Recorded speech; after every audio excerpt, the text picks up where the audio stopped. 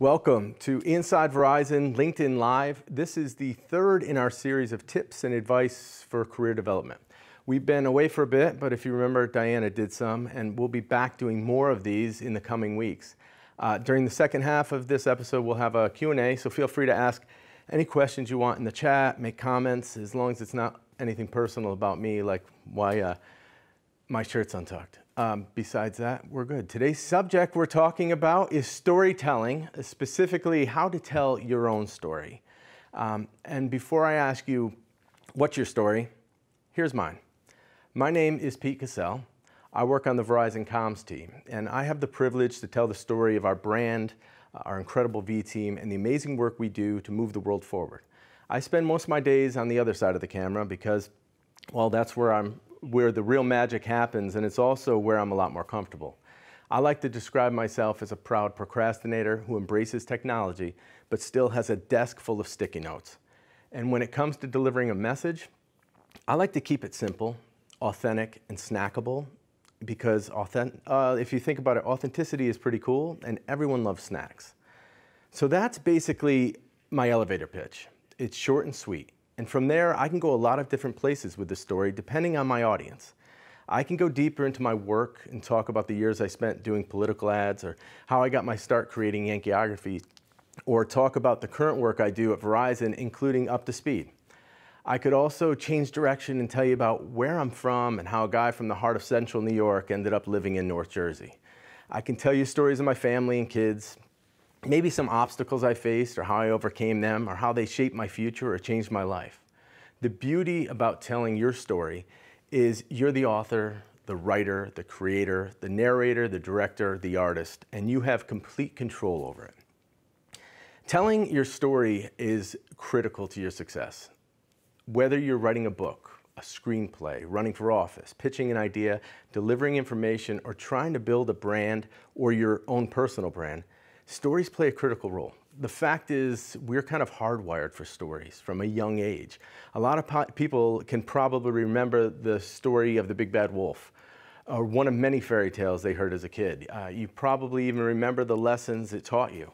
We teach important lessons and share ideas with our children via fables and fairy tales because they paint a vivid picture in people's minds.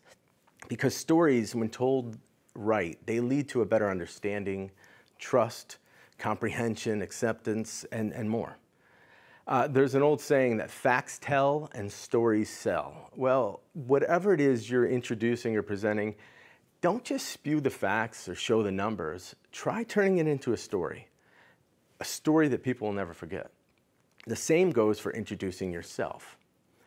Now, before you go and Google how to tell a story, let me warn you that there are a ton of different ways out there. None of them are right or wrong. It all depends on how you like to tell the story. So here's some tips I like to lean on when developing a story. And I've got a little slides here I'll show you. Number one, know your audience. This is key for anything you're doing. Know who you're talking to. Number two, make it personal. Add a little bit about yourself. Add personal experiences, add things that friends have gone through, add things that you've gone through, things that you've seen. It's just the easiest way to help paint that picture for people in your audience. Number three, create suspense, a conflict or plot twist. You've seen it in all your favorite movies, probably your favorite books. There's always something that people actually overcome. Number four, you want to bring those characters to life. Whether you're telling a story about you and your buddies or you're telling a story at work and the people you're working with, you can bring the characters to life by adding a little bit of flavor and a little bit of flair of who they are, a little description. Number five, let's show, don't tell. You can transport your audience to the scene so they can picture it in their head. That's one of the things that'll live with people for a long time, if they can actually picture themselves where you are at that moment when you're telling that story, or put themselves in that situation. The sixth one here, next one is create an emotional experience. Emotions, we get connected very easily with emotions, so use emotions to draw people in, bring them, let them feel the experience with you. And last but not least, try to end with a positive takeaway or a lesson that people can learn and take from there. Because at the end of the day, a well-told story will stick in your audience's mind for years to come. Now, here's an exercise that everybody can kind of do. Look around. We are surrounded by great storytellers. Could be people at work, could be people in your everyday life, could be people you see on TV. So I want you to go find your favorite storytellers and study how they do it. Maybe it's an author like Hemingway, or a comedian like Sebastian Maniscalco. Maybe it's Oprah, or a parent, or grandparent, a teacher, or someone you watch give a TED Talk. Could be somebody at work. Could be when you see Hans on Up to Speed, or when I walk down the hallway, I get inspired by Kirk. See what they do that you like and why it resonates with you. It'll go a long way. And then I want you to stop procrastinating, don't overthink it, and simply go write your story. Okay, maybe you can procrastinate a little bit, but more importantly, start working on your personal story, because a good story will help establish your identity, but it'll reveal your personality to others. Remember to keep it simple and be authentic. Not only will others get to know you better, but you just might get to know yourself better too. Now, so go ahead, take a shot at telling your own story. Maybe it's about your personal success or your team success or breathing life into a new project or product. It could be something here at Verizon, it could be something at home. And when you do, send it to us, because we'd love to hear it. You can write it down in Google Doc, or you can share it with us, or you can write it in anywhere. Send it to us, or even make a video at good@verizon.com. You can email us. That's good@verizon.com. And who knows, we might even feature it on a future episode of LinkedIn Live, because like I said, we're going to continue to do these and go down the path and see how we can help people start to tell their story, how to pick the right tone, how to pick the right distribution, like where you're going to make it. Because whether you make a story whether you're pitching it for an interview, or you're using it when you're talking to friends, or whether maybe you're using your story to just sell an idea or get people on board to a project that you want to do. There's different audiences. And are you putting it on social media? Are you putting it in an article? Are you making a video? It all depends on how you're going to distribute it too. So we'll go down those avenues and play with it. We plan on keeping these sessions going for a little while. So that's all I've got today. I hope it helped you a little bit with our session. If you've got any questions, I'll take a look here and see if there's any coming in. I'd like to answer as many as you can. Let me see. We have any questions coming up, guys? We'll take a look. Mike. Any suggestions on books, courses, etc. around storytelling? Like I said, we're going to keep these going here. I think these are great. We've got some great people at Verizon that tell great stories. So we'll keep doing them on the LinkedIn Live, the Inside Verizon LinkedIn Live. I think there's like I said, there's really tons out there. And it's not just one way or following one structure, but you can take little pieces from everything. But the most important thing about telling your story and creating any story is make it your own and be authentic, be true to who you are. Matt T, no, who's my favorite Up to Speed host? They all know who my favorite is. I can't go there, but all right. Next question. How much backstory is too much? Do you have any tips for sharing the right amount of details? All right, you never want to throw everything into a story. I know it seems like you want to. Listen, books, there are great books out there, and there's people that can sit down and read books forever, but it also depends on your audience, how much you need to put in. If you've only got a few minutes of people's time, you don't want to throw everything you've got into it. They say throw the kitchen sink at it. You don't want to do that. We want to keep it concise. Leave some things out. Make it so people want to go get more information and learn more information. And make that part of the takeaway too, where they'll go follow up a little bit. But I like to keep it short and sweet. So you'll start to feel, if you start telling a story, and especially now when we're on Zoom or on this, and you see people start to drop away, or you see people start to, their eyes go down and they start typing, or they're looking at their phones. With my kids, I know I got about 5 seconds, so I have to put the information in there real quick. So I would you can tell by your audience a little bit, like what it's going to be, but don't throw everything into the story. Put the best parts in, try to keep a little bit out, and save some things for round 2 or for people to follow up with you on. This one's from John. Any tips on telling multiple stories in a short period of time? Like I love watching comedians, and I think they do a great job of doing this.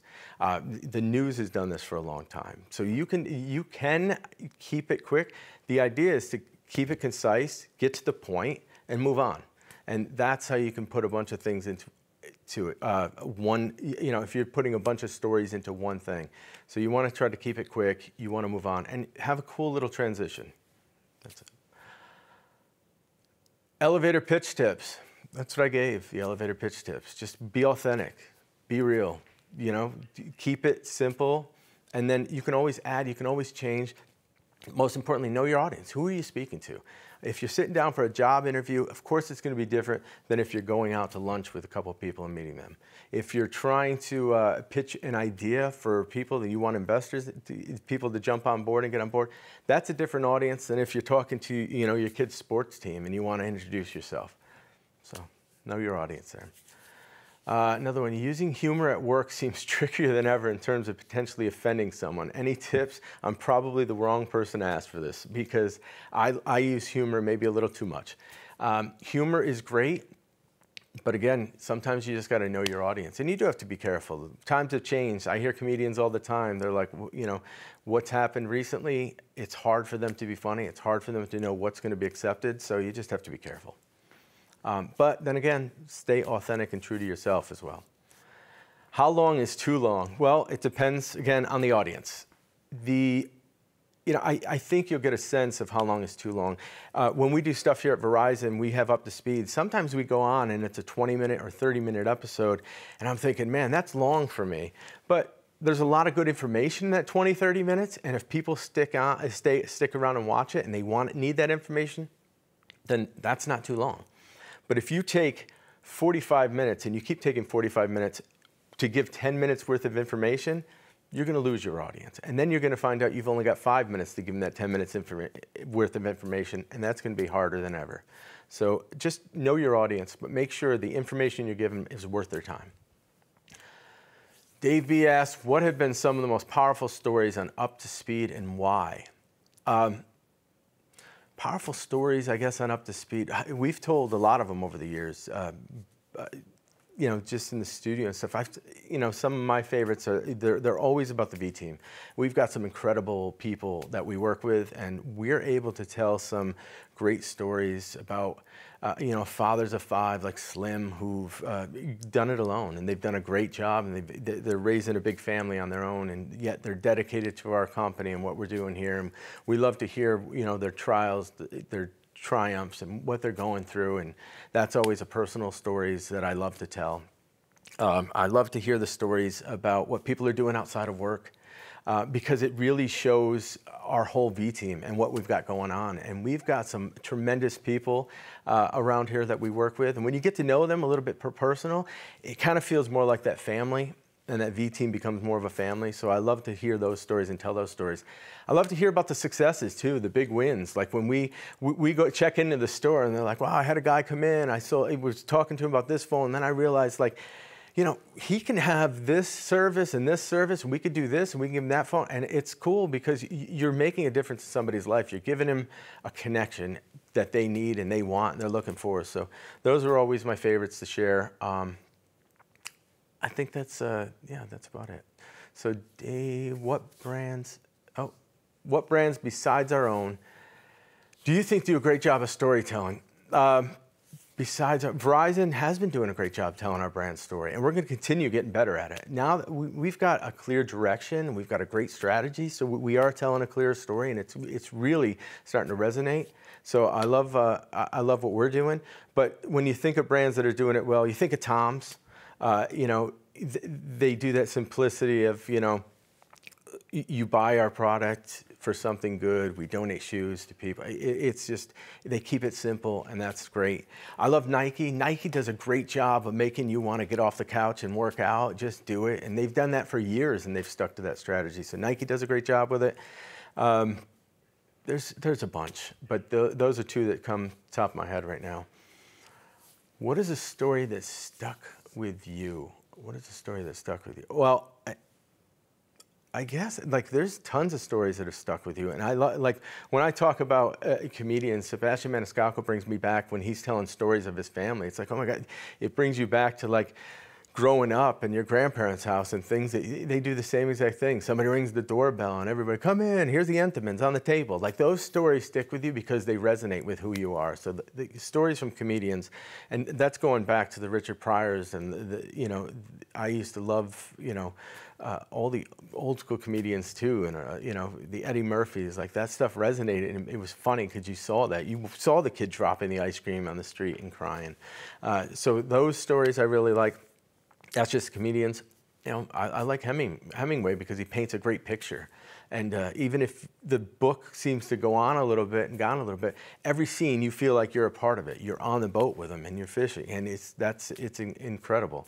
I think, you know, some other stories of people at work, but think about fairy tales you're told. I remember stories that my grandfather told me, not because he told me he was in the Navy, but he told me stories about being in the Navy and stuff that resonate with me. So I think the stories that paint a vivid picture and put you back in that time, those are the best stories for me.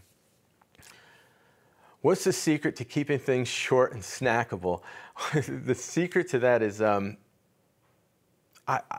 think the secret for me is I don't have a very good attention span. And I don't retain a lot of information that you're going to tell me when I sit down and you're talking to me. So keep it quick and keep it short, and just give me the things I need to know, and that way I can keep that information. And I don't want to sit through a 3-hour presentation where I have to take notes the whole time and remember or get a recap on it. I like to keep it short and sweet. So that's the way I like information. So keeping it short and sweet is a little bit easier for me. Sometimes it's a little too short and sweet for some people because they want to put more information in. But the other tip for that is after you're done, if you write it down a couple times, you present it a couple times, just think about it and go back and say, if I was in the audience, we're back to know your audience. If I was in the audience, would I give you the time of day? Would I be able to keep that information in? Move in. What goes into the preparation for Up to Speed Live? Up to Speed, well, originally, not a whole lot. No, we've changed over the time. So there's a lot that goes into it. We get a lot of requests for different things that need to be on, and there's things that we know have to be on. We've got a great crew here in the studio, guys that can go live. Even when we were during the pandemic, we were able to operate all the equipment from our home and our couches and stuff, and these guys are pros. So we made things, we kind of surprised ourselves with the stuff we could do. And when we started going live virtually, we were in 5, 6, 7 different places, and we'd call into a Blue Jeans call, and we'd route everything in, and we'd you know, that's the way we'd switch it as well, using the Blue Jeans platform to get everybody into the program. And so it was nerve-wracking to go live that many days, but we had a lot of information we had to give, you know, to 140,000 plus employees around the globe, and that was the easiest and quickest way to get there. And fortunately, we got a crew that can just make things happen. So that's it. What goes into the preparation as far as scripting and notes is, you know, you got to find your, you know, whoever is going to bring the, you know, has the information. So we find somebody who has the topic and they're the expert and they can give us what we need to say. And then we try to keep it short and sweet. And then you get blessed, you have hosts. I mean, we've had Jeremy and Andy and Diana. They're all great. Katie, like when we went live, it wasn't a whole lot of prep. They just kept it natural and they kept it sweet. And I think that's the beauty now with Andy is like, we can talk about it, we can get a flow going, and we've got some good writers that work on the back end. There's a whole group of people that put in time to Up to Speed to make sure it looks as seamless as possible. How can someone evolve their story from the first draft to make it the most effective? Don't harp on it. You know, sometimes just walk away from it. You know, I say I'm a procrastinator, and I kind of like to. And you know, when I think about it, like being a procrastinator isn't really a negative thing to me. I like to think like I'm doing the rough draft in my head. I'm doing the first and maybe second version in my head before I actually sit down and do it. So I know that if you sit there and you just keep on looking at draft and draft and draft, you can work on it forever. And I'm also, I wouldn't say perfectionist, but I don't think I've ever been happy with a final product of anything I've done. I've gotten close and I've liked things, but I don't think I've ever said that's perfect or I can do that. And I do the same thing to my wife when she's cooking, and it drives her crazy, but that's just me. And I'll say a little bit more salt, maybe this we could add, it would have been good next time. But I think just leave it alone. Just don't obsess over trying to get it perfect. And that's the best thing you do. And share your stuff you create. And that's why I asked if anybody wants to do a pitch, share it with us, because we'll help you out. I mean, the coolest thing in the world is being able to tell your own story. And if you could start it, get a pitch going, it'll be, you know, we'd love to take a look at them. Who was your best storytelling mentor? I don't know. I don't know if it's just one person. I think there's a bunch of people, and I think we watch it. And if you think about it, we're surrounded. I work with a lot of talented people here at Verizon. We're surrounded by great storytellers. They can take an email, followed up with a phone call, and put a brilliant story together about somebody because they just made a phone call. And I'm in awe of that. And you know, I've always been around, you know, the people here at Verizon that do that. And we have a lot of good leaders here that tell great stories. Hans is maybe one of the best storytellers, and you know, it's not that he's spinning a story. The guy, he's just authentic, and he sits down and talks. So we're kind of blessed to be, you know, with people who just are real and human and can tell their story, and we just help them tell their story and put it in thought or put it into video and stuff. So I think we're surrounded by a ton of storytellers. So my personal is just anybody around me who tells the next story is one of my favorites, and that's who I get some inspiration from, but also some ideas from. What do you think about writing for frontline teams? And are you a fan of bulleting or short, simple, quick hits? So writing for frontline teams, yeah, I think it's important to give them the little bit and the information they need. I like bullets.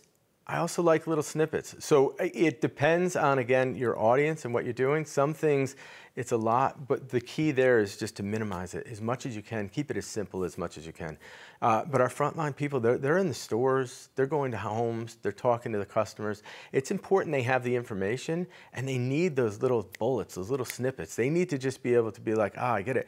But most importantly is not how it's delivered, but how it's created so that it resonates with them.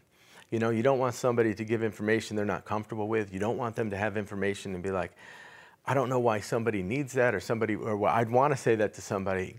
So give them a little context, and then whether it's bullets or little snippets or a little paragraph, just keep it simple as possible and make sure it resonates with them. Give example of media that tells stories all wrong. Give examples of media that tells stories all wrong. That's for our next episode. That could be a long list of things what the media does. But there's a lot of people that tell great stories out there still too. So don't think it's not all bad. I like photos in my stories. Do you like them too? Absolutely. Photos, telling stories, and that's going to be another subject that we're going to cover. It's about keeping it visual. We're going to have people on that are going to talk about how a picture can tell 1,000 words, 4 pictures can tell 1,000 words, how you know, artists and stuff, you don't need, especially with social media these days, you see it, people put up one picture, and you kind of know exactly what they're saying from that photo. You don't need to write a paragraph. You don't need to write bullets. You don't need to write anything. Just show them the picture and it resonates with them. So visual is huge. So yes, I love to use pictures. Any tips for sparking creativity? Yeah, go to the gym. Meditate. Surround yourself with creative people. That's the best thing. Just have conversations. Read a good book. And don't read the most serious stuff all the time. You know, change the channel. Watch something that, you know, just kind of makes you feel creative. But talk to people. Surround yourself with creative people. Surround yourself with people that just want to try different things and try new things, because it forces you to be creative. What is your advice for someone who wants to have a similar career in storytelling? Just write. Just write. Writing, if you can just continue writing, it's one of the things I tell interns that come in. It's anything. If you can learn to write and you can learn to take complex information and just kind of simplify it, you'll have work the rest of your life, because it's a skill that, you know, I'm not to say it's going away, but just the more you write, the better you get at it. And if you can keep writing things and taking complex stuff and breaking it down for people and putting it into bullets or putting it into simple form, it's going to be helpful. So just write more. How to capture and retain an authentic voice through the editing process. That can be really tough. And so you've got to stay true to yourself. And sometimes when you hit the editing process, it's not just you making the decisions and making the approvals. So you do lose a little bit of your voice sometimes. And, you know, the thing is just, you know, always be open-minded, because just because it's not your voice, it could be somebody else's. You can introduce another character into that story. So they know, like, hey, this is how we're feeling. This is how this one's feeling. But it can come together. So there could be multiple voices that you put into your story. How do you unwind to stay fresh? We don't. We keep going 100 miles per hour every day. And I feel like since last March, we've just been going 100 miles. We just force ourselves to keep staying creative. Every once in a while we unwind. That's the weekends, the nights. But again, if you're surrounded by good people and you're working with people you enjoy being with, and I think I really do, and that's the coolest thing. So it's refreshing just hanging out with them and talking to them. So that's we all have a similar goal, and we're all trying to accomplish the same thing. So it's just good to be around people, and that keeps us fresh and creative. What are the stories you wish you could tell? What are the stories you wish you could tell? I don't know. That's a tough one. That stumped me a little bit. What are the stories you wish you could tell? Like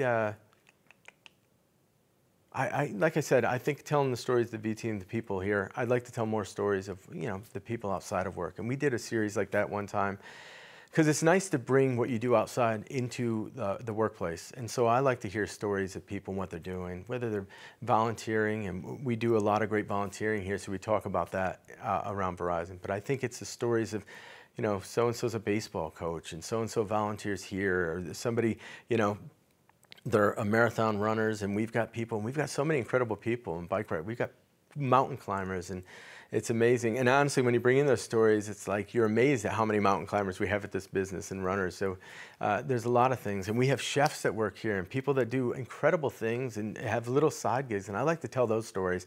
I want to hear the stories about, like, you know, why somebody's got a tattoo on their arm and why that's personal to them and why they do certain things they do outside of here. Because I think when you get to know the people you work with more, you just feel more connected, and you know, you accomplish goals together a little bit easier.